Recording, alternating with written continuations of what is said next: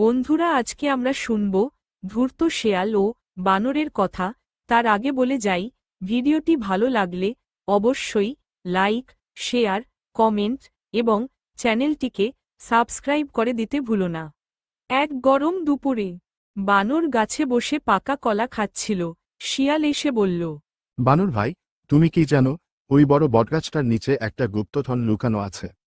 বানর তো চোখ বড় বড় করে জিজ্ঞেস করল, গুপ্তধন? গুপ্তধন? ওরে বাবা, গুপ্তধন! শিয়াল হেসে বলল, চলো না, ভাগ করে নেই। তুমি উপরে উঠতে পারো, আর আমি মাটি খুঁড়তে পারি। দুজন মিলে কাজ শুরু করল। বানর উপর থেকে পাতা সরিয়ে দেখল কিছুই নেই, আর শিয়াল নিচে খুঁড়তে খুঁড়তে হঠাৎ বলল, আহা, পেয়েছি! আহা, পেয়েছি! বানর নিচে নেমে এল, দেখে একটা হাড়ি, ভেতরে ফলমূল আর মধু।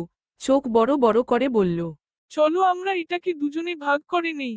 কিন্তু শিয়াল হেসে বলল, তুমি তো কিছুই করনি, আমি খুঁড়েছি, তাই সব আমার। বানর খুব কষ্ট পেল। সে কিছু না বলেই সেখান থেকে চলে গেল। কিন্তু সে ছিল মজার বানর। সে ঠিক করল, এবার শিয়ালকে সঠিক শিক্ষা দিতে হবে। পরের দিন বানর মধু দিয়ে একটা ফাঁদ বানালো, আর ফলগুলো সাজিয়ে রেখে দিল ঠিক যেখানে শিয়াল আগে লুকিয়েছিল। শিয়াল এলো, আর লোভে পড়ে সবকিছু খেতে গিয়ে ফাঁদে আটকে গেল।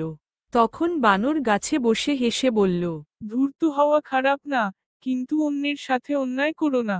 বন্ধুরা, আমরা এই গল্প থেকে এটা শিক্ষা পেলাম যে লোভে পাপ, পাপে মৃত্যু। বন্ধু হতে চাইলে দয়া আর সৎ থাকা শিখো। বন্ধুরা, ভিডিওটি ভালো লেগে থাকলে অবশ্যই চ্যানেলটিকে সাবস্ক্রাইব করে দিও। দেখা হবে পরের ভিডিওতে।